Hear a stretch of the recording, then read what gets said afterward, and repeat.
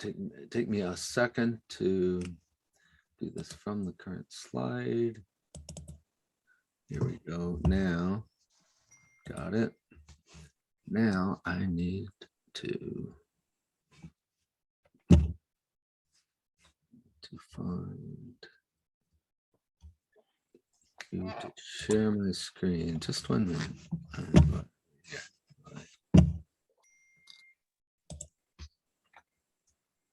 Okay.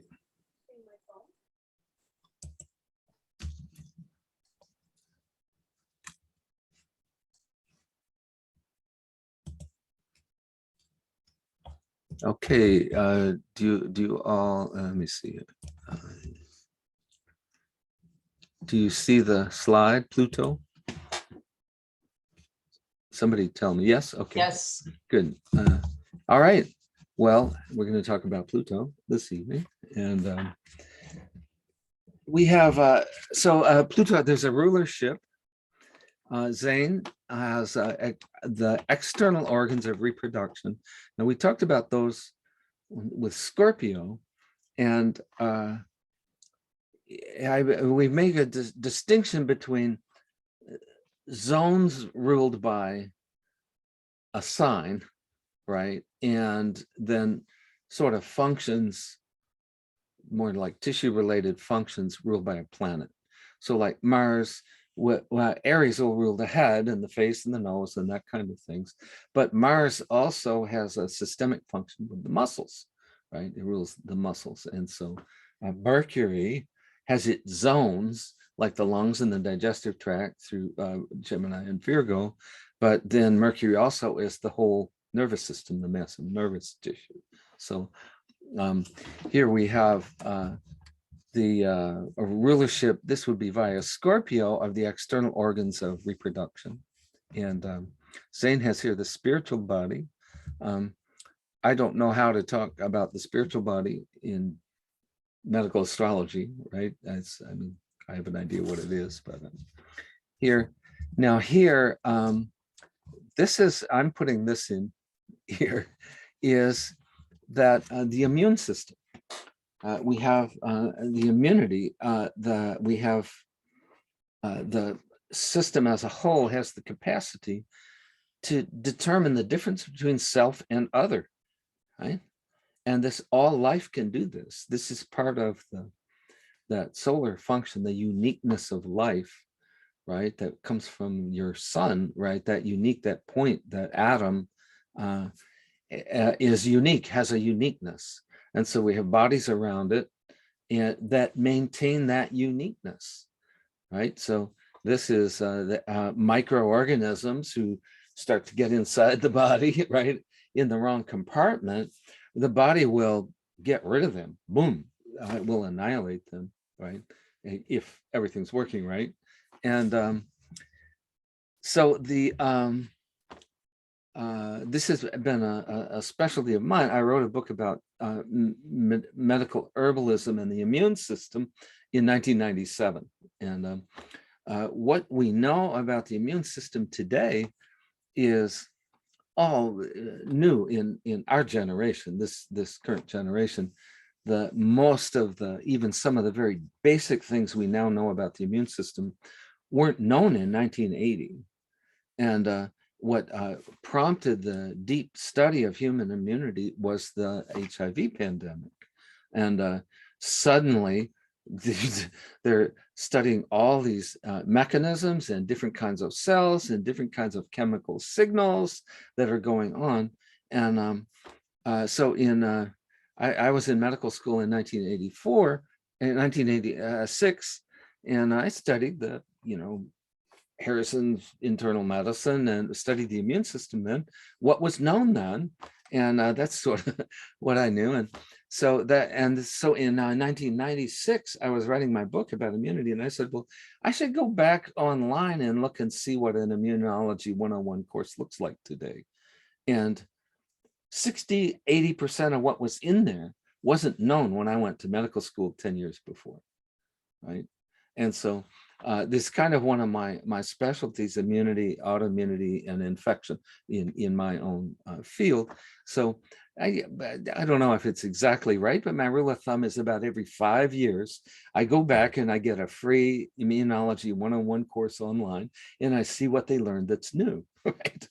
And they say there's a, they call it the half-life of knowledge, the half-life of knowledge in immunology is about 5 years.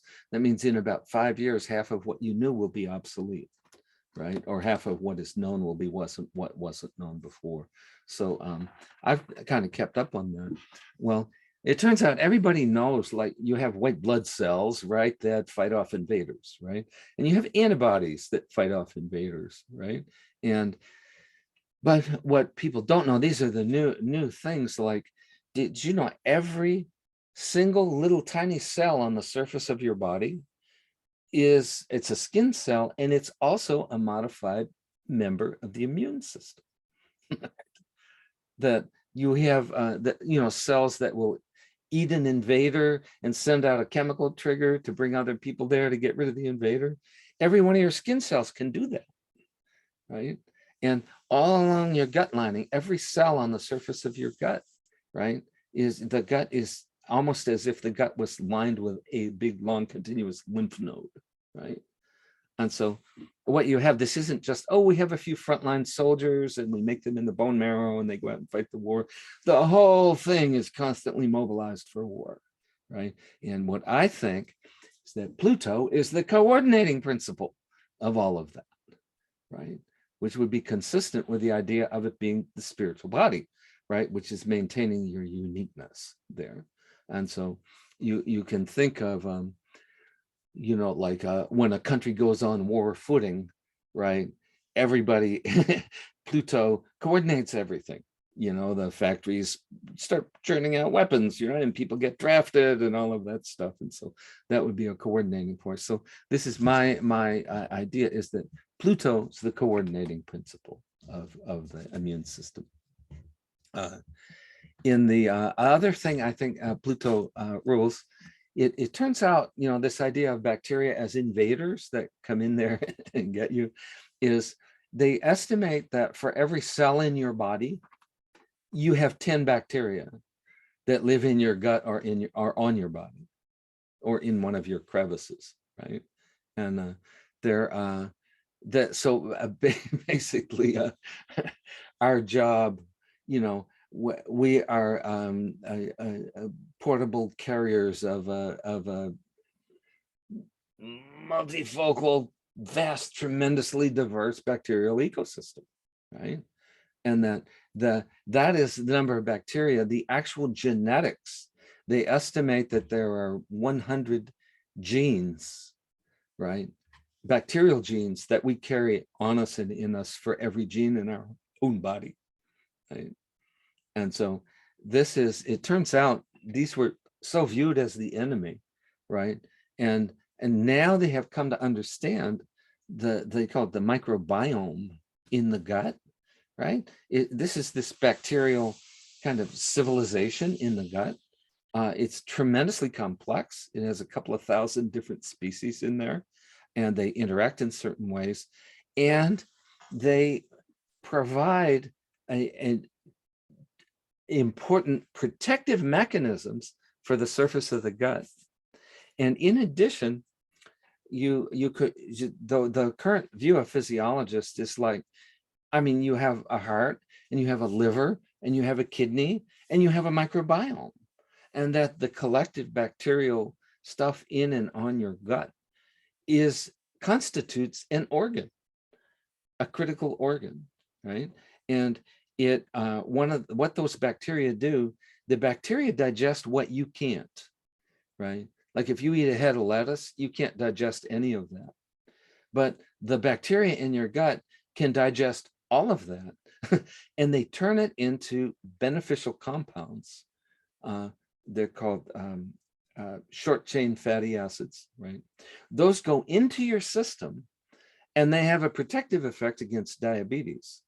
They have a protective effect against cancer in the bowel, right? and they provide about 10% of your nutrition comes from indigestible food that you ate, that your microbiome ate and gave you some fat from it, right? So it's totally woven into who you are. If you eliminated somebody's microbiome, the person would die very quickly, right?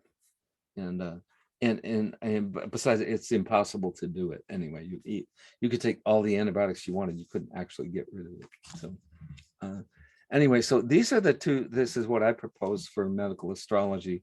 We're looking into the future.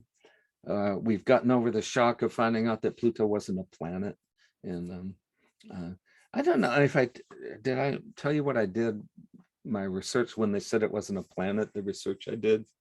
I've been reading the history of the Mongols, right?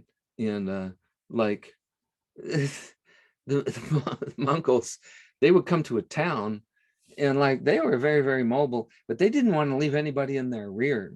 So they would come to a town and they would kill everybody in the town, right? I'm reading this history, and there was this series of towns across Russia and the Near East and that part of the world, the Caucasus, where there was like 6 towns in a row or 4 towns in a row where they just killed everybody. Or they killed everybody and sent 10 people ahead to the next town to tell them just to surrender, right? And then, so this is drastic, right? This is Pluto, right? So I actually, I don't have the research now because the computer software I used was obsolete, but every one of those cities that got destroyed and all the inhabitants killed, if you looked at their ingress chart, they all had an afflicted Pluto, and it was all affecting the first house and the 8th house, right? But there was Pluto. So I want to present that to that organization that said that Pluto wasn't a planet. That we don't have to remove it. But anyway, Pluto is unequivocally my ruling planet, right? So that's probably why I have some interest in it. And anyway, so Pluto can be very destructive, right? Here it says, what's it here from Zane, tends to either transformation or annihilation, right? So things can be transformed like Phoenix rising out of the ashes, right? Or ashes being blown away in the wind and it's gone. That's the end of it. So, okay. So I'm thinking of this one of our questions. We have a lot of new diseases, right? That, well, they aren't actually all that new, but we have like Lyme disease. There's an epidemic of Lyme disease. It's like I don't know, tens of thousands or hundreds of thousands of people have Lyme disease now, and this thing was only named in the 1980s, you know. And then we have we see a lot of other general breakdowns. We have we see a lot of patients with, they call it multiple chemical sensitivity, or they have different names for it, but a person who's basically their immune system just isn't working anymore. Their neuroendocrine system is just collapsed and they become sensitive. Anything in the environment can set them off and things. And so this is now common in modern life. This is common in our clinics. And then we also have, now they're better defined. They were probably around all the time, like systemic lupus was written about in the Hippocratic corpus, right? And so autoimmunity's been known, and rheumatoid arthritis is known, and things like that. But it's all much better defined now, and they have names for different variants of it all now. But autoimmunity is a big, huge, big issue in our general society, in medicine, and the medicine doesn't have much to do for it. Pretty much all they know how to do is give you steroids and turn off your immune system, right? And then so you turn off your autoimmunity, and we're glad that happens, and that the immunity isn't going to destroy your kidneys or your brain or your heart or something like that. But this has been in our schools and our clinics. This has been one of our focuses. It's one of our specialties, and we have. I'm not going to go into the medicine of it here, but usually or sometimes the root of autoimmunity will lie in sensitivities to either gluten or cow's milk products. And then if people remove like all gluten, glutinous grains, every little trace, and dairy, some people, just that in their autoimmune condition cools off. What actually is happening, your body, Homo sapiens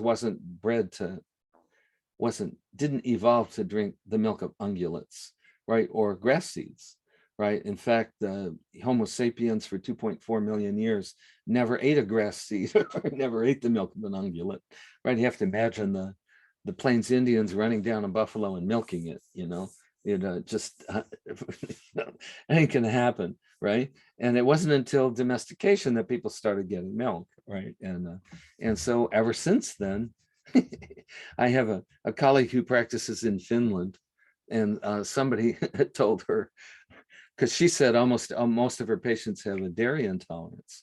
And they said, well, that's Finland. Everybody up there eats dairy. And she said, yeah, and rheumatoid arthritis is the national disease, So this is common. So what you have this whole systemic, the diet, various kinds of pro-inflammatory nutrient deficiencies and exposure to foods that isn't species specific, and this whole thing can become dysregulated.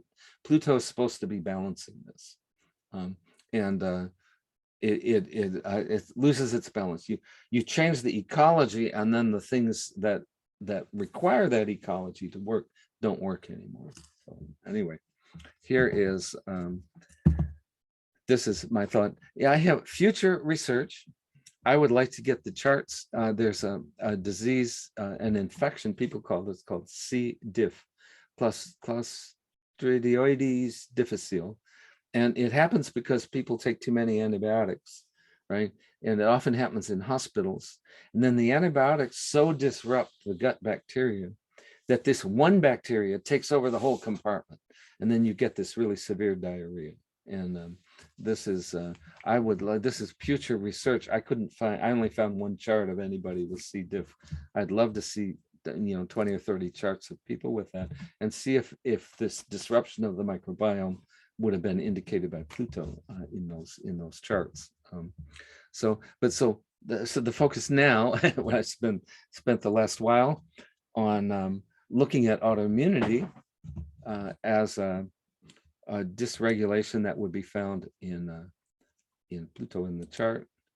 And here, we did some of this last week also, but the pathology is a negativity similar to that of Neptune. Neptune kind of has your boundaries down, you become porous, things can come in, you become mediumistic, you think your resistance is down, so it can be similar to that.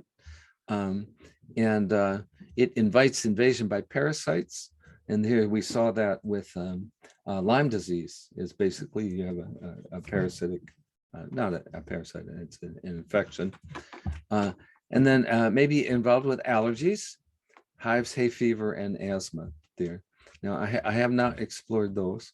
I think it's involved with addictions. We know Neptune is involved with addictions, Neptune and Mars, and I do believe Pluto has a role to play there.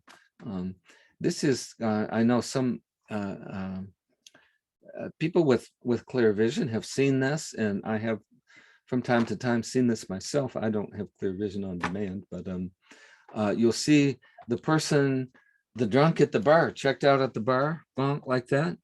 And they'll actually see astral entities competing to get in there for a taste of alcohol, to get into their body. And this is also, with drug addiction, that the entities want you checked out, right? So they can steal your chi or steal your prana or whatever they want to do.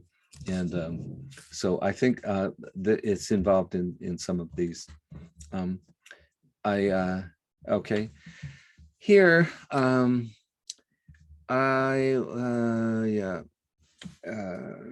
this is all speculative here.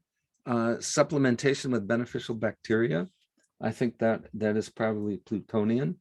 Our microflora. Drastic methods Cancer, chemotherapy for cancer is really drastic, and chemotherapy for cancer can in some cases cure people's cancers, can in some cases give people 3 or 5 years more to live. Even as how drastic that is, I tend to think of it as Plutonian kind of scorched earth policy toward the cancer. And okay, here is they have the antidote. Mars as the antidote. This is the passivity of Pluto. It's when you come at passivity, a person needs to apply some initiative and some intention. And this one I really like for people who are negative either with Neptune or with Pluto. I really like to recommend exercise therapy. And I'm not talking about 40 minutes, 4 days a week at the gym, I'm talking about getting engaged, right? 20-minute walk, right? And then do some upper body, get some dumbbells, 3 minutes twice a day, or something, just to keep engaged, keep your body engaged. For Mars, using Mars as an antidote, people think I'm going to have to go out and do sprints, or I'm going to have to go out and lift weights or something. You can tell if Mars is active if you start to burn more, right? You can tell if Mars is active if your pulse increases, right? And if your respiration increases, right? So people think of Mars as Mars can have its destructive end, can have a mild end, but it can have this pleasurable, moderate middle of Mars, right? And so the aphorism we use in our clinic is brisk but comfortable walking, right? People, you're not just ambling, right? You're walking briskly, but it's comfortable. You don't get into the pain side of Mars, right? You the pleasurable side of Mars, and you'll be breathing deeper. You're breathing deeper because you're burning more. That's oxygen going onto your fire, and that means that Mars has been aroused, and you're having a moderate Mars thing. And so that moderate Mars response with moderate exercise is one of the most potent medicines in the world, right? For immunity, right? To promote coordination of immunity, right? And also to maintain a positivity when people become too passive. Okay. Here I'm going to go into this is the research here. Last week we talked a little bit about Lyme disease. Last week I had five charts, and I only looked at a couple of the constants there. This week I found more charts, so I now have 10 Lyme disease. It's kind of my goal on my research. The Church of Light, they got 100 charts. I mean, oh boy, that's maximum, but I'll never get 100 charts of somebody with a disease. But if I can get 10, that's a good start, right? Other people can take and go with that, or add to the pool of charts or something like that. But so I did fill this out. I got 10 patients with Lyme disease. I started my research looking at in the Church of Light constants, or it was called for tick fever. You'll find it in the lessons as tick fever. There are a number of critters inside ticks that can give you what they call tick fever, right? There are different names like babesiosis and the Lyme disease, Borrelia infection, things like that. But so this was in our lessons. Mars and Neptune are the constants, and I just one second. Do you need something? Is Tanya upstairs? I'm sorry. That's my daughter.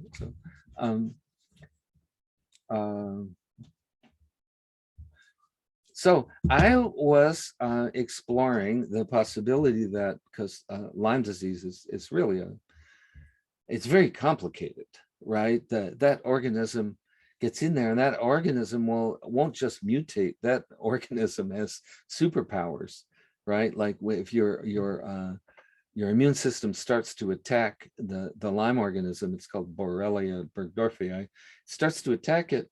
It looks like a bacteria. It'll just go bloop, and it turns into this little cyst, right? which the immune system can't do anything to.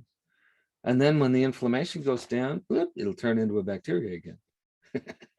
And then you get them start reproducing in one spot, they'll weave themselves into this thing that's kind of like the equivalent of a Brillo pad full of aloe vera gel, right? And it's this big mass of Borrelia, and the immune system can't touch it, and antibiotics can't touch it.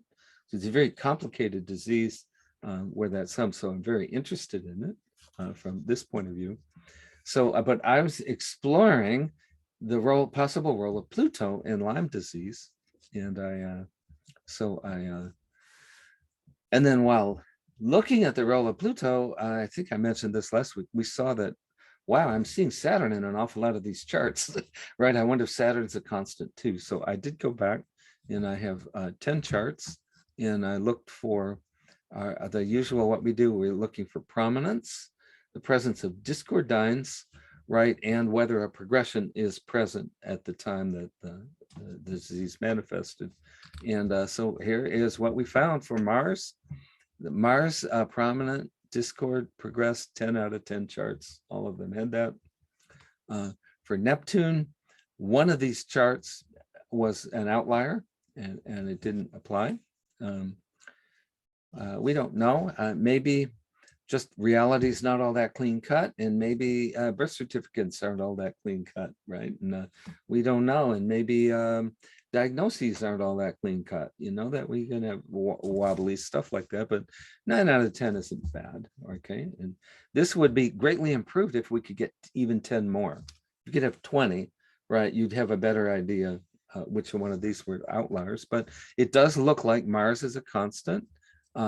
Neptune appears to be a constant. Saturn does appear to be a constant, and Pluto, as before, appears to be a constant here for Lyme disease. So here we have, this would be the vulnerability, would be the Neptune. Mars would be the infection. Pluto would be the systemic, it's a total systemic infection that is stubborn, it doesn't go away, it's complicated, right? And the body generally doesn't have the ability to throw off Lyme disease. So, and then we have Saturn for chronic debilitating disease. So these seem to be useful as constants. So, all right. And okay. This is a little detail. I wanted a little more detail on Pluto. I'm really trying to tie down roles of Pluto in medical astrology. And so I'm looking in further detail. I looked at Pluto further for the looking for connections through aspect to the first house, right? That this is the body, right? And the idea is if there's a discord, if the discord has Zane called them aerials, right?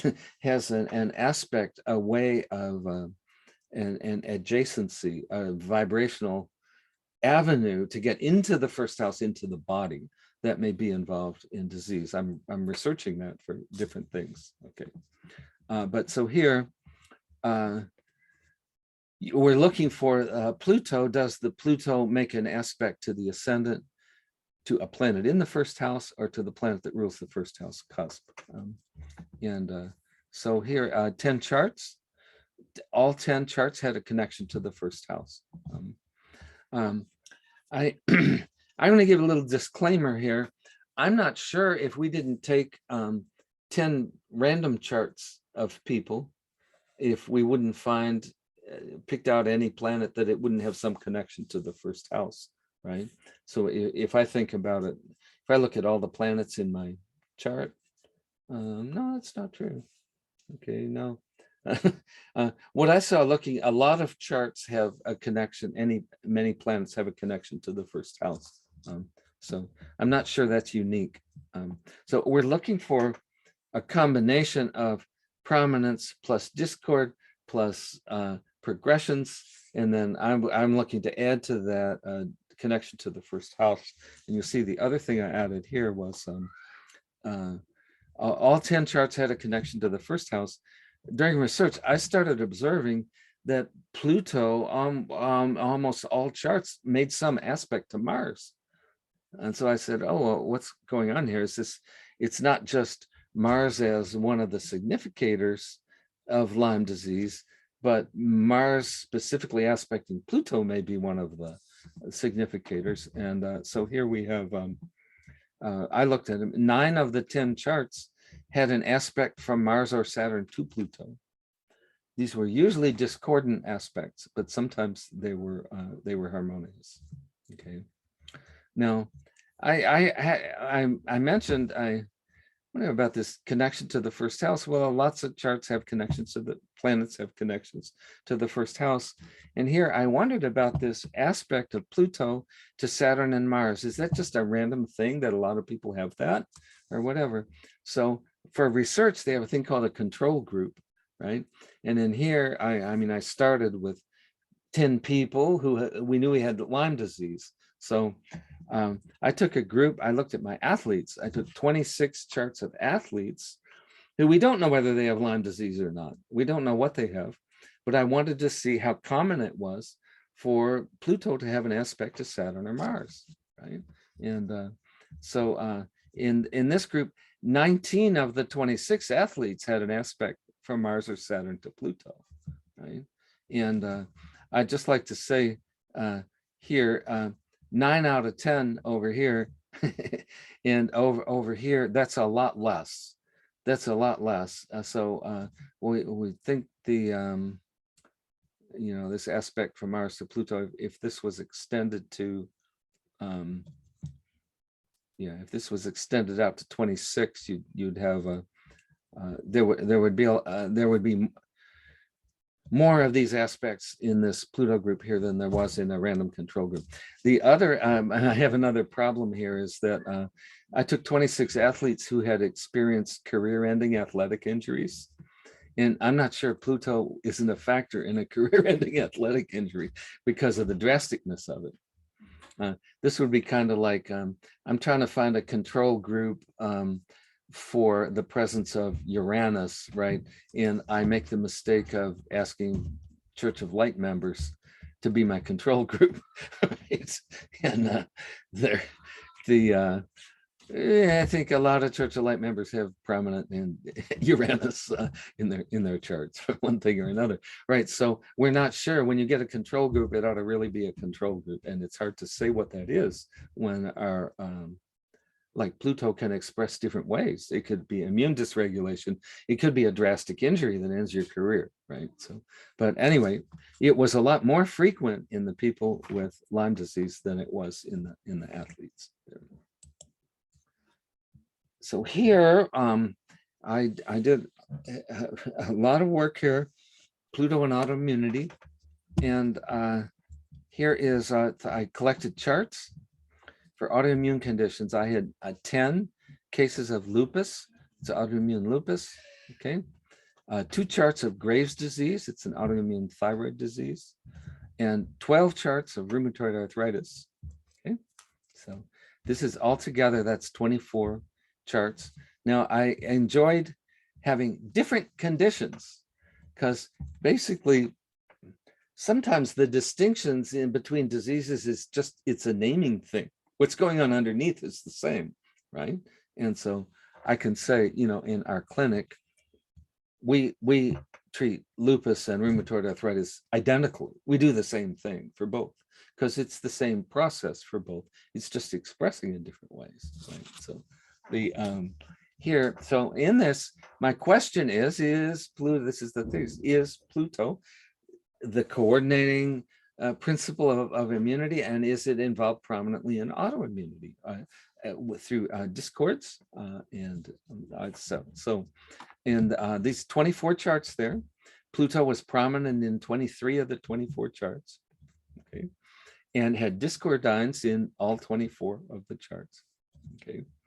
Pluto made a connection to the first house in 24 of 24 charts, okay. And Pluto made an aspect to Mars specifically in 21 of the 24 charts, any aspect. And in the other 3, it made an aspect to Saturn, right? So this is, I'm just proposing here, and we're going to look a little more at it, proposed constant for immunity, question mark. Pluto prominent, discordant with a progression. a connection to the first house and an aspect to Saturn or Mars. Right? And this would work in 23 of 24 charts there. Okay. So to further experiment, we look at another disease. This is multiple sclerosis, right? This is also an autoimmune disease. It's a little more complicated than the others in that there's a specific target of the immune dysregulation. So what happens, you have the nerves in the body, the nerve cells, they're long cells, they're surrounded by a sheath. It's a fatty sheath, it's called myelin. Is a fatty kind of layer that surrounds the nerve cell, protects it and holds it. And the fatty sheath that is generated by some cells, and the autoimmunity of multiple sclerosis destroys those cells that make the fatty sheath. So the fatty sheath degenerates, and it's a degenerative neurological condition. If people have it, they usually become disabled to the point where they're paralyzed, or they're in a wheelchair, and if people have it, they usually die of it. If they don't die of something else, it's a progressive kind of lethal disease. So I've got 14 charts of people with multiple sclerosis, and now I'm assessing constants. We would like to see Mercury because it's a degenerative nervous system disease. Okay. I was exploring the possibility that Jupiter would be a constant because the myelin sheath is composed of fat, and Jupiter rules fats, right? So what is this tissue that's being attacked? It's the cells that make fat, right? So I'm wondering if Jupiter might be involved. Mars here for inflammation and destruction, okay? Saturn for chronic disability.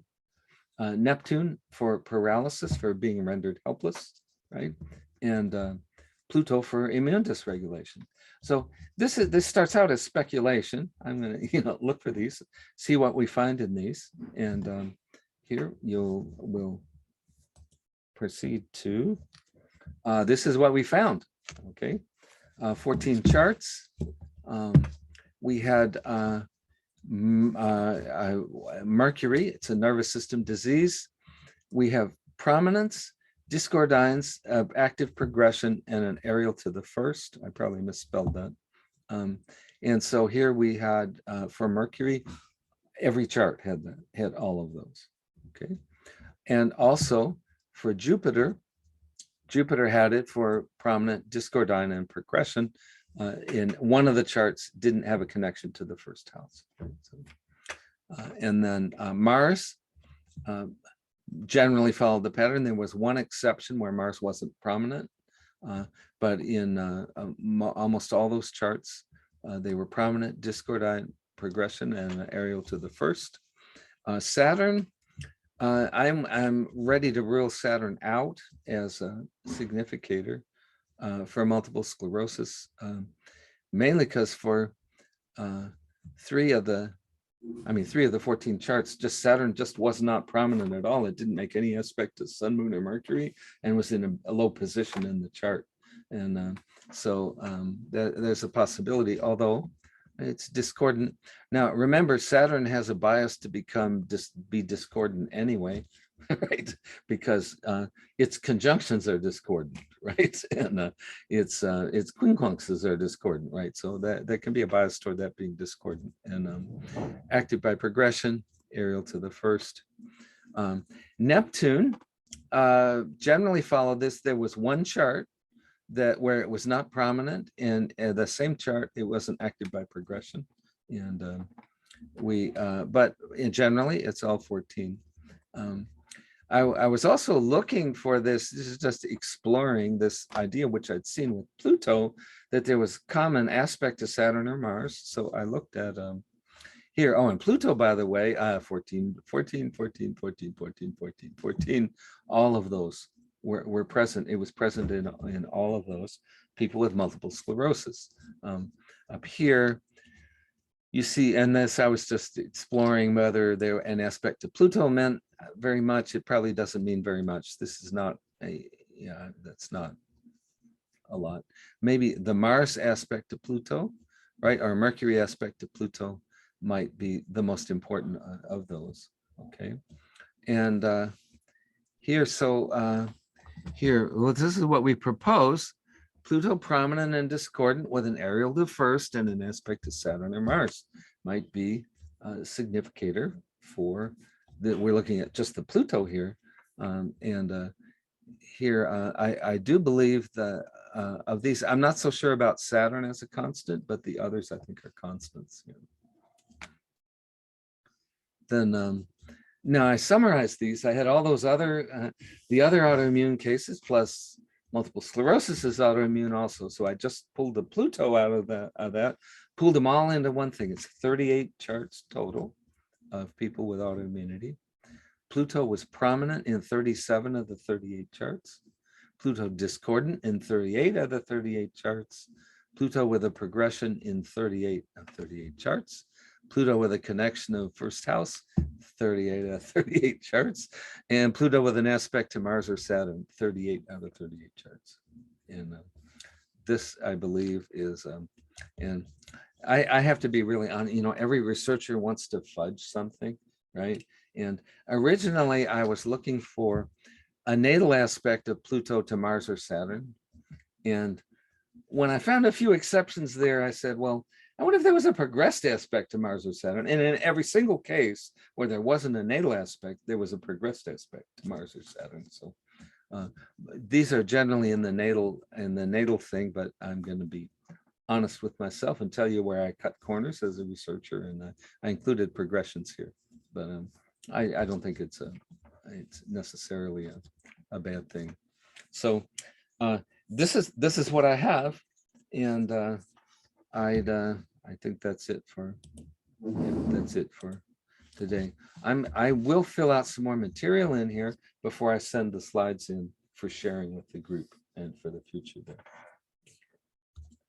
And so I'm ready to stop.